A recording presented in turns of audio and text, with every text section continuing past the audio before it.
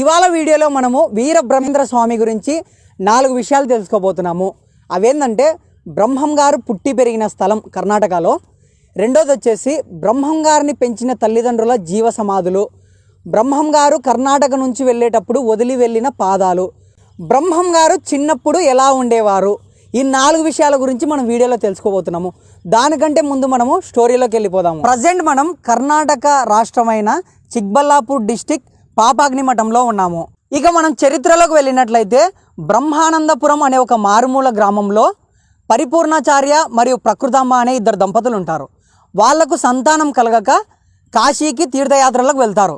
వెళ్ళిన తర్వాత వీళ్ళ భక్తిని మెచ్చి సాక్షాత్తు కాశీశ్వరుడే ఈమె కలలో కనబడి, నేను నీ కడుపులో పుడతాను, నేను పుట్టిన తర్వాత నీ భర్త చనిపోతాడని చెప్తాడు.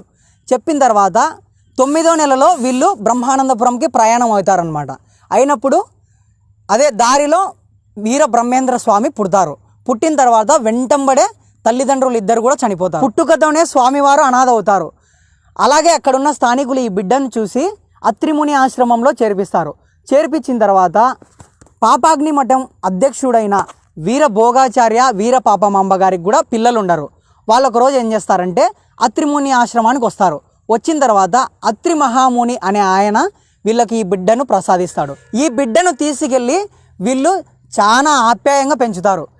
అలాగే ఈ బిడ్డకు వీర బొట్లయ్య వీర బోతులయ్య అని 2 పేర్లు ఉన్నాయన్నమాట. కొంతమంది ఒక విధంగా పిలుస్తారు, కొంతమంది ఒక విధంగా పిలుస్తారు. కర్ణాటకలోని పాపాగ్ని మఠం నుంచి వీళ్ళిద్దరు వచ్చారు. వెళ్ళేటప్పుడు బిడ్డను తీసుకొని వెళ్తున్నారు స్వామివారిని. అంటే 3 అవుతారు. 3 వెళ్ళకూడదనే ఉద్దేశంతో ఒక శివలింగాన్ని తీసుకెళ్తారు. ఆ శివలింగం ఇప్పుడు పాపాగ్ని మఠంలో ఉంది. అది అంచెలంచెలుగా పెరుగుతుందంట. మనం ఇప్పుడు వెళ్ళి చూద్దాము. అలాగే వీడియో చూసే ముందు ఒకసారి లైక్ కొట్టండి, అలాగే వీలుంటే కామెంట్ పెట్టండి. వీడియో మాత్రం నిజంగా అస్సలు మీరు ఎప్పుడు చూసుంటారో అంత మంచి వీడియో ఇది. ఎందుకంటే స్వామివారి గురించి మన ఆంధ్రప్రదేశ్లోనే చాలామందికి తెలుసు, ఇక్కడ కర్ణాటకకి వెళ్ళి చాలామంది చూసి ఉండరు. ఈ వీడియో చూసినారంటే చాలా క్లియర్గా చూపిస్తాము. ఓపిక్గా చూడండి. Let's start our video. Finally మనము పాపాగ్ని మఠం వచ్చేసినాము. ఇక్కడ బోర్డు చూడండి. ఇక్కడ నుంచి మనం ఇంకా వెళ్దాం రండి, లోపలికి వెళ్ళి చూద్దాం ఒకసారి.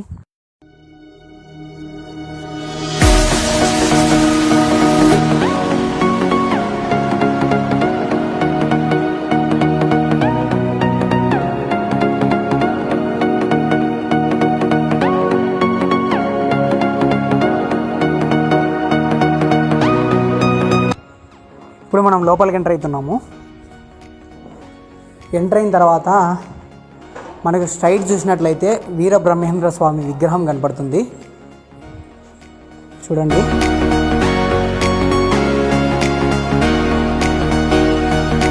ఇంకొంచెం మనం లోపలికి వెళ్ళినట్లయితే బ్రహ్మం గారిని పెంచిన తల్లిదండ్రులు సమాధులు ఉన్నాయి లోపల. వాళ్ళు జీవ సమాధి అయ్యారు. చూద్దాం రండి ఒకసారి.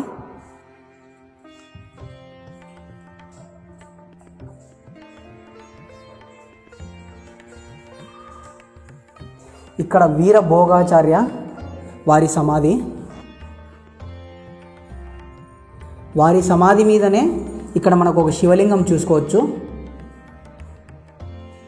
అలాగే మనం ఇక్కడ మన రైట్ సైడ్లో చూసినట్లయితే బ్రహ్మం గారు చిన్నతనంలో ఎలా ఉండేవారు అనడానికి ఇక్కడ ఒక విగ్రహం పెట్టారు.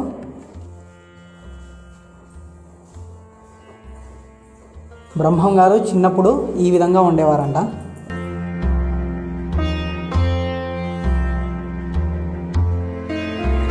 అలాగే మనము ఇంకొంచెం లోపలికి వెళ్దాము.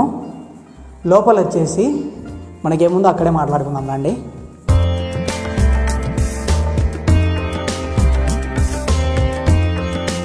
ఇప్పుడు మనం చూస్తున్నది బ్రహ్మం గారిని పెంచిన పాపమాంబ గారి జీవ సమాధి.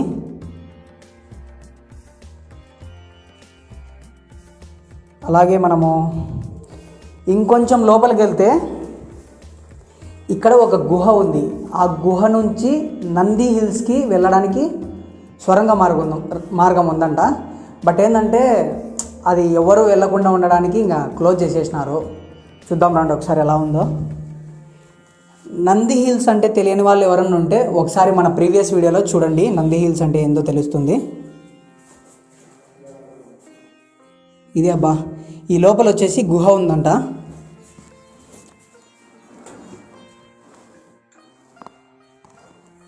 ఉంది, కనబడుతుంది లైట్గా. మనకు గుహ పక్కనే చూడండి, ఇక్కడ శివలింగం ఉంది, పరమేశ్వరుడు. అలాగే ఇంకొక ఇంపార్టెంట్ విషయం ఏంటంటే బ్రహ్మం గారి తల్లి అయిన పాపమాంబ గారు కాశీ నుంచి తెచ్చి ఒక శివలింగాన్ని ఇక్కడ ప్రతిష్ఠించినారంట. అదేమైందంటే అంచెలంచెలుగా ఎదిగిందంట, అంటే ఇంత ఎత్తు వరకు అయిందంట. వీళ్ళు చెప్తే విన్నాం కానీ మేము కూడా చూడలేదు. సరే మనం ఇప్పుడు వెళ్ళి చూద్దాం రండి, మీకు కూడా చూపిస్తాం రండి, పోదాం రండి. దగ్గరేనా ఇక్కడ నుంచి? దగ్గరేనా? ఇట్లా పోవచ్చా?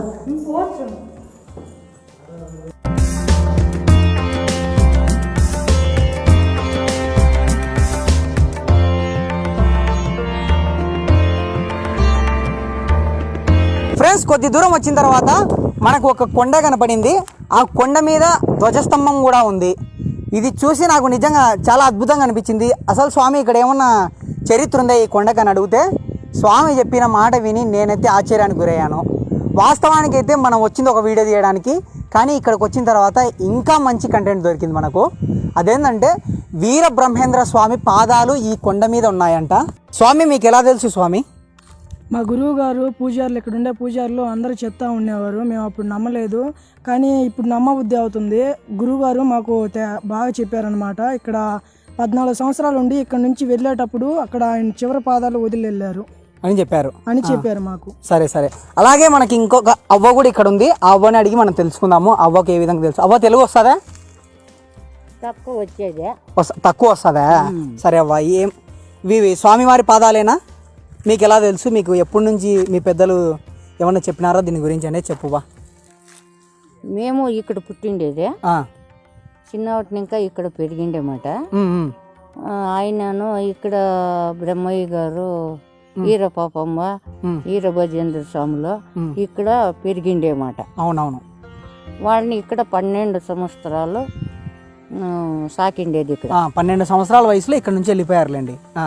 అక్కడ ఇంకా పోయేటప్పుడు ఈరపాపమ్మ ఈటవ గంట వచ్చి కొడుకుని, నిన్నాళ్ళు నేను సాకిండాను, ఈ పొద్దు నన్ను ఇచ్చిపెట్టిపోతావు, మమ్మల్ని ఎవరు సాకేవాళ్ళు అంటే ఇక్కడ గంట వచ్చింది అనే మాట.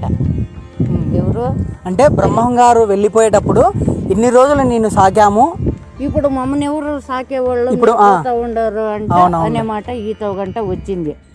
ఆవిడు నేనేం చెప్పిన తల్లి వినేలేదే, ఏం చేసేది అంటని ఆవిడు ఈతవ దదుస్కమ్మ ఎత్తిరంట. ఎత్తి ఆతవ బ్రహ్మయ్య గారు నిలుచుకొని ఈర బ్రహ్మయ్య గారు ఆవిడ తల్లికి నిజ రూపం చూపించిండారంట. ఆవిడు వాళ్ళ పాదాలు ఇక్కడ ఉండాయే. ఆవిడ తల్లి నమస్కారం వేసి, ఆయనప్ప నువ్వు ఎక్కడైనా పో, నీవు ఉండే జగాల భక్తాదులను బాగా కాపాడి బాగా చూసుకొని నీవు బతుకప్ప, ఇన్నాళ్ళే నాకే నీకే రుణము అంటని చెప్పేసి ఆవిడ తల్లి ఆశీర్వాదం ఇచ్చేసి తల్లి ఎనికిపోయినంట. ఆవిడ బ్రహ్మయ్య గారు ఇక్కడ కన్మన్నపల్లి, కోట్లూరు, అచ్చమ్మ గారు అక్కడ పోయింది అని అవ్వ చెప్పింది. అంటూ నాకు అర్థమైంది ఏంటంటే స్వామివారు 12 ఏళ్ల వయసులో ఈ ఊరు వదిలిపెట్టి వెళ్ళేటప్పుడు వాళ్ళ అమ్మగారు అడుగుతారనమాట, ఇన్ని రోజులు నిన్ను సాకాము, మమ్మల్ని ఎవరు సాకుతారు నాయన అని అడుగుతుంది. అడిగినప్పుడు స్వామివారు తన నిజస్వరూపాన్ని చూపిస్తారనమాట. చూపించిన తర్వాత ఆయన గుర్తుగా అక్కడ పాదాలు వదిలేసి ఇక్కడ నుంచి వెళ్ళిపోతారు. అప్పుడు వాళ్ళ అమ్మగారు ఆయన నిజస్వరూపం చూసిన తర్వాత, నువ్వు నీ భక్తులను చూసుకుంటూ వాళ్ళని జాగ్రత్తగా చూసుకొని ఆయన అని చెప్తారనమాట. అది మనం ప్రజెంట్ వెళ్ళి ఇప్పుడు అక్కడ పాదాలు ఉన్నాయో లేదో చూద్దాము. అది ఒక కొండలాగుంది, కొంచెం సాహసించి ఎక్కాల్సిందే. ఎక్కచ్చు కదవా? ఎక్కచ్చు కదా?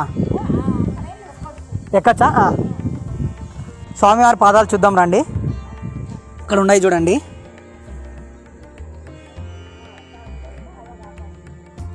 చాలామందికి ఏం డౌట్ వస్తుందంటే 12 ఏళ్ల వయసులో ఇంత పెద్ద పాదాలు ఉంటాయని చాలామంది డౌట్ అడుగుతారు.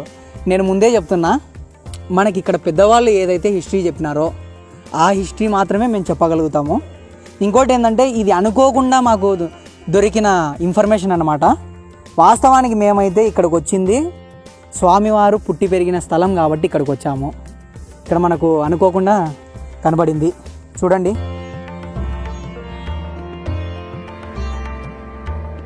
ఇంకొక విషయం ఏంటంటే ఈ పాదాల పక్కనే ఒక కోనేరు ఉంది అక్కడ కింద.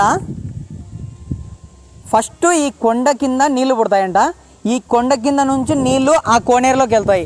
ఆ కోనేరు నుంచి గండి ఆంజనేయ స్వామి దగ్గరికి చేరుకుంటాయంట. ఇక్కడ ఇందాక అవ్వ చెప్పింది, ఇది కూడా ఒక మెయిన్ పాయింటే.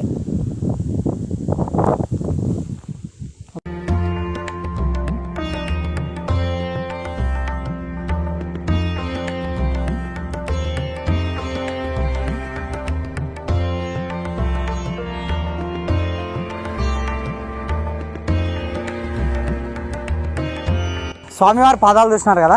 నెక్స్ట్ మనం పెరిగే లింగం దగ్గరికి వెళ్తున్నాము. పదండి ఇంకా పోదాం.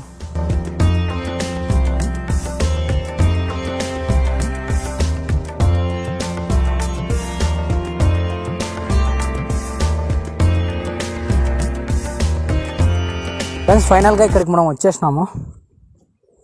కోతులు ఇదే అనుకుంటా. ఇక్కడ కోనేరు లోపల ఉంది.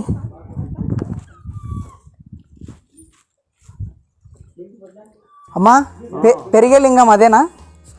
లింగం పెరిగేది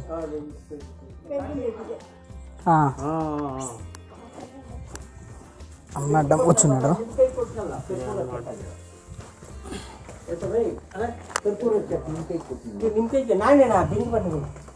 ఫ్రెండ్స్ ఇక్కడికి వచ్చేసినాం మనము. చూడండి, మీ చిన్నప్పుడు ఎంత ఉన్నదమ్మా ఇది? మీ చిన్నప్పుడు పలకకుండారే తీసుకొచ్చింది ఆ అమ్మ, చిన్నగా తీసుకొచ్చి పెట్టుకొని బ్రహ్మయ్య గారిని తీసుకొని బిడ్డ నెత్తుకొని పాపని ఎత్తుకొని వచ్చేటప్పుడు ముగ్గురు అవుతాం కదా అంటని ఇది లింగము ఇంతే ఉందంట చిన్నగా ఈత సిగేసుకొని వచ్చింది. ఆతానికి ఈత అంటే దావ అట్లే పడింది అంట. నీళ్ళు అట్లనే ఈ నీళ్లు వస్తా ఉన్నాయంట దిగువని. ఆమె వచ్చేటప్పుడు ఆమెతో పాటు నీళ్ళు వచ్చినాయి. కాశీ నుంచి నీళ్ళు వచ్చినాయి నీళ్ళు. ఓం హ్రీం క్లీం శివాయ వీర బ్రహ్మణే నమః. ఓం హ్రీం క్లీం శివాయ వీర బ్రహ్మణే నమః.